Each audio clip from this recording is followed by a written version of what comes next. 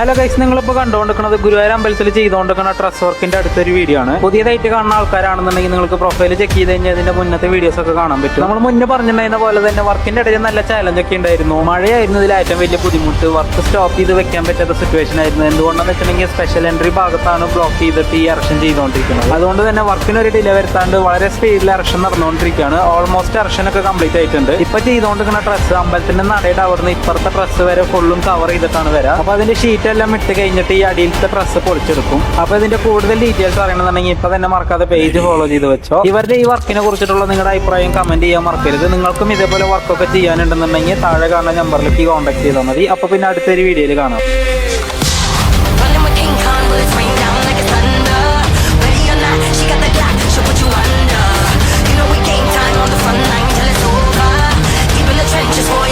like a soldier.